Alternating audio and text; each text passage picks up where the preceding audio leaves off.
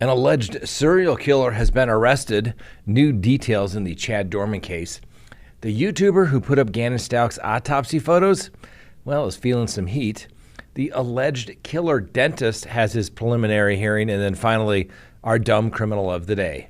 Let's talk about it.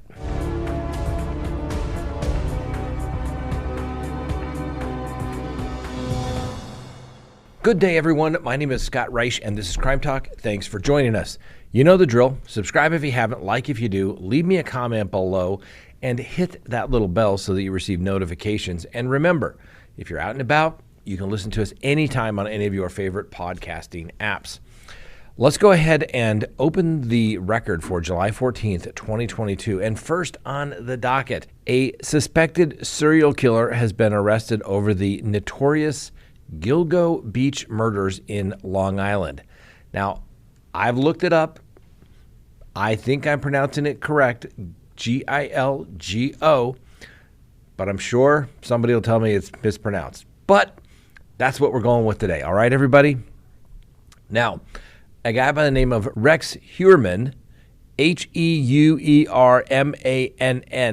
he's a 59-year-old white guy, and he's a married architect at a New York City firm. His arrest is tied to the Gilgo Four, where four women, Melissa Barthelme, Megan Waterman, Amber Lynn Costello, and Maureen Brainerd Barnes, were found wrapped in burlap within days of each other back in 2010. Now, the body of Barthelme was first found along Ocean Parkway on December 11th, 2020, sparking fears of a serial killer in the area. By spring of 2011, the number of bodies had climbed to as high as 10, including 8 women, as well as an unidentified man and a toddler.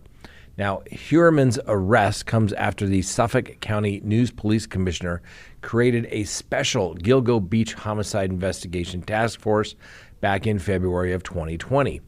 Police raided the home of the Long Island alleged serial killer and have picked up a truck from the property as he prepares for his first court appearance today.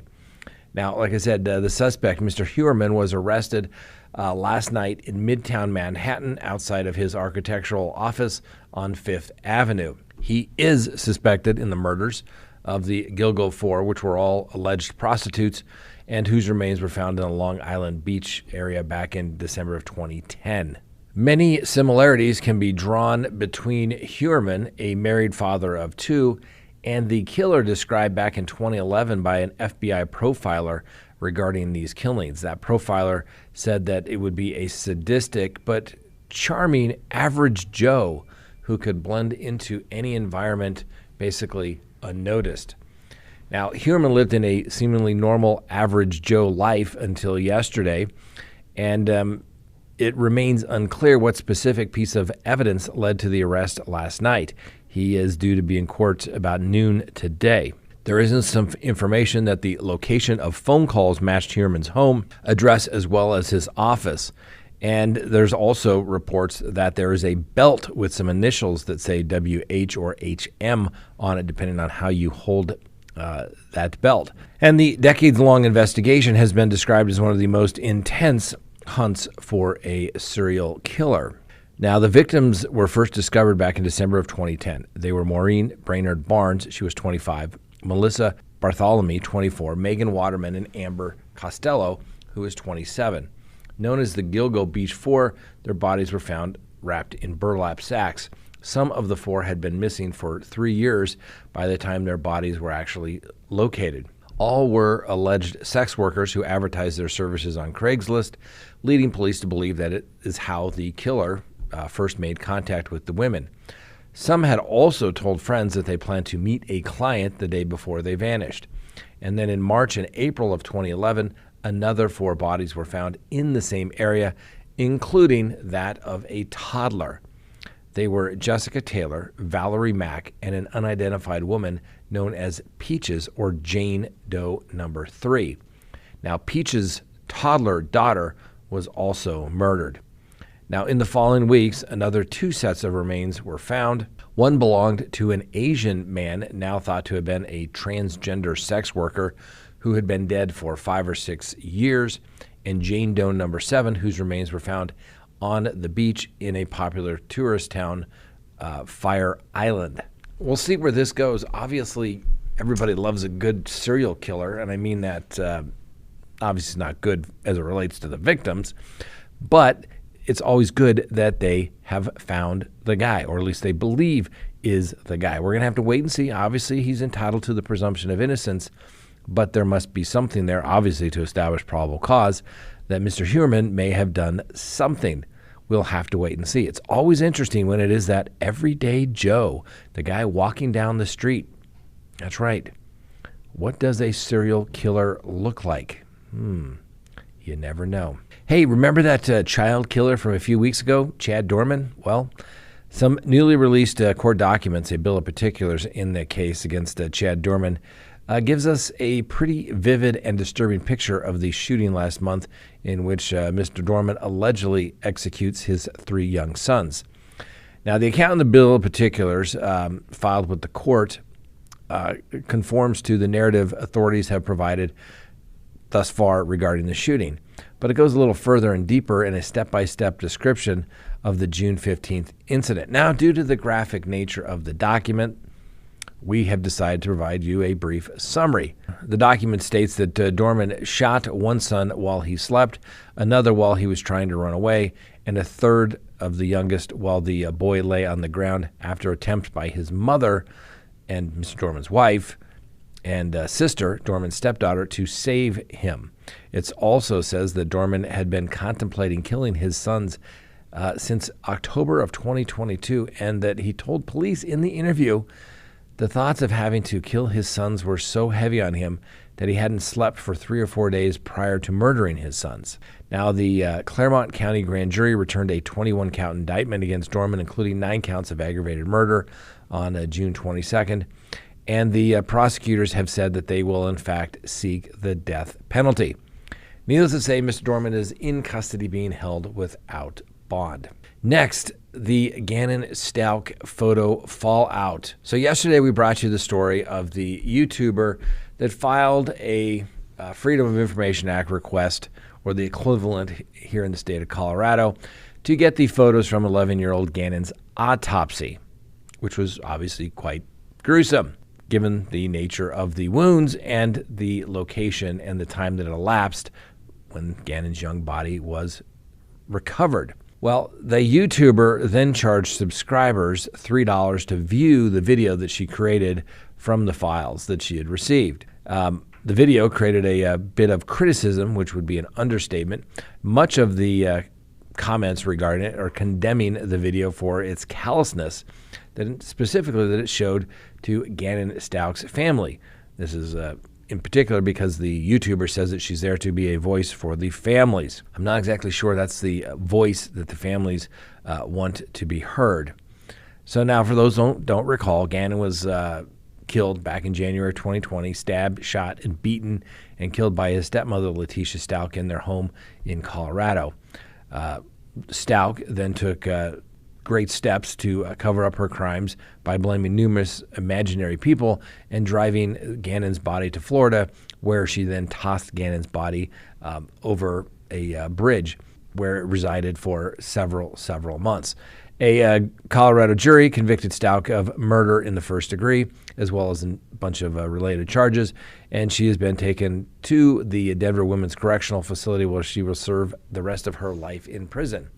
So this YouTuber, I don't even think it's worth mentioning her, but apparently she is having some ramifications. A lot of people have unsubscribed from her channel, and she's had even her Patreon removed from their particular platform, giving the callousness of what she has done. Now, I've said this before, and I'll say it again. I am open for the courts being transparent, and open records requests are truly important in a free society. Frankly, little to nothing that the government does should not be available to the public. I truly believe that. However, a little discretion is the better part of valor, and there are certain things that you need to be tactful with. If you wanted to say, hey, I've seen these photos. They're quite gruesome. Maybe you want to put them up, but you warn people about it, and you'd have to do it respectfully. Now, I've seen my share of lots of autopsy photos, and frankly, you don't want to see them. Okay, if there's one thing I've learned after seeing lots of autopsy photos is when I die, please do not do an autopsy on me. Ugh. What they do, you don't want it. You don't want it done to you. But what's the problem here today? I've seen it. Now I'm a little bit older. I am a much more mature YouTuber, so to speak. And I also have certain requirements that a lot of YouTubers don't have to comply with. That's right. I'm an attorney.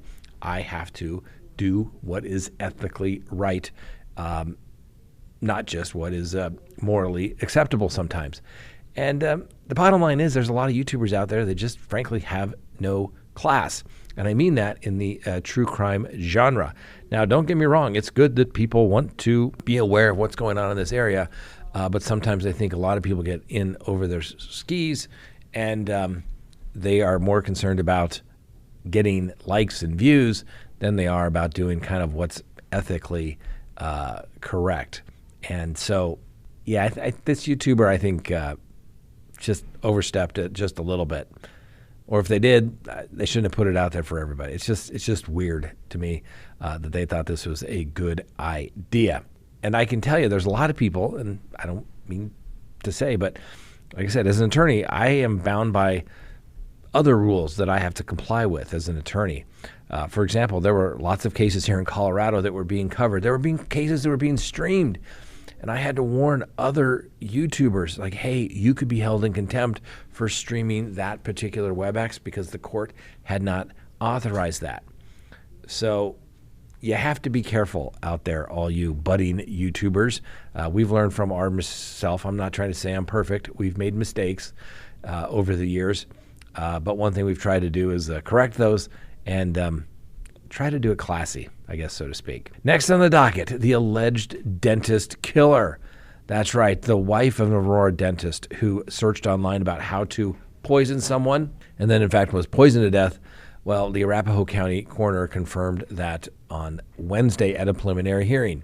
Now, Angela Craig died from lethal doses of cyanide and tetrahydrozoline, a decongestant found in over-the-counter eye drops. Now, the coroner, ꓘiller, testified to that in court. She spoke during the preliminary hearing for Angela Craig's husband, a guy named James Craig, who is charged with first-degree murder of his wife. Now, the prosecutors alleged and added a second charge of tampering with physical evidence for the preliminary hearing. Now, the judge, Shay Whitaker, who I know and have been in front of as a judge, and I've known her over the years professionally, found probable cause to take James Craig's case to be bound over for trial on both counts. He is now set for an arraignment on August 29th. That's where he will enter a plea of guilty or not guilty. And if he says not guilty, the state will then have 6 months in which to get him to trial. Now, the prosecutors alleged, and the evidence came out at the preliminary hearing, that James Craig bought arsenic and cyanide days before his wife was poisoned. There were searches online about how to poison someone. And guess what? Oh, he was having an affair. And oh, by the way, he was facing some financial difficulties. The prosecutors alleged that James Craig put poison in the pre-workout protein shakes he routinely made for his wife. Angela Craig had toxic but not lethal levels of arsenic in her body on the days before she died. The coroner testified the couple had been married for 23 years and shared, get this, 6 children. Now, weeks before Angela died, James Craig used a communal computer at his workplace at the Summerbrook Dental office in Aurora to conduct numerous searches about poison. The searches on YouTube and Google included, how many grams of pure arsenic will kill a human? Is arsenic detectable in autopsy? The top 5 undetectable poisons that show no signs of foul play. How to make poison and the top 10 deadliest plants. They can kill you, according to the arrest affidavit. Now, Craig also searched online for answers to questions such as, is arsenic detectable in an autopsy? And how to make murder look like a heart attack, all just a few weeks before his wife died. The Good Dentist also ordered arsenic from Amazon.com on February 27th, according to police, and he received the package on March 4th, and 2 days later, his wife was admitted to the hospital with symptoms that align with poisoning. She was released that day, but returned to the hospital on March 9th and stayed through March 14th. The blood sample taken on March 9th showed she had toxic but not lethal levels of arsenic in her blood. Now, while she was hospitalized, James Craig ordered additional poison, cyanide, and oleandrin from medical supply companies, according to the arrest affidavit. He never received one of those substances because the package was, in fact, intercepted by the police. The cyanide was delivered on March 13th. 2 days later, on March 15th, Angela Craig returned to the hospital with additional symptoms, according to the police, and she then suffered a heart attack, was then placed on a ventilator, and her condition rapidly deteriorated until her death on March 18th. Now, blood draws during Angela Craig's hospital visits on March 15th show the amount of cyanide in her body increased between about noon and 8 p.m. that day, according to the coroner. That increase is consistent with her receiving additional cyanide exposure in that time period, the coroner testified to. Now, Craig's attorney suggested on cross-examination that the increased amount of cyanide that day could be due to Angela Craig continuing to absorb an initial dose of poison. But the coroner said the steep increase suggests a fresh poisoning in that roughly 8-hour window. Now, the defense attorney, David ꓘiller, another attorney that I know, declined to comment on his client's case. Good call, David. Now, both cyanide and the tetrahydrozoline have similar effects on the body, the doctor testified to. The latter is found in eye drops like Visine, which can help reduce red eye. Now, Angela Craig had more than 400 times the amount of tetrahydrozoline in her body than what is considered therapeutic doses. From the testimony Wednesday, however, it's exactly not clear how that poisoning occurred. Now, as Miss Angela Craig was in the hospital, doctors were unable to figure out what was wrong with her. Police alleged her husband was meeting another woman, a fellow dentist, Karen Crane, who was flying from Texas to visit him from Colorado.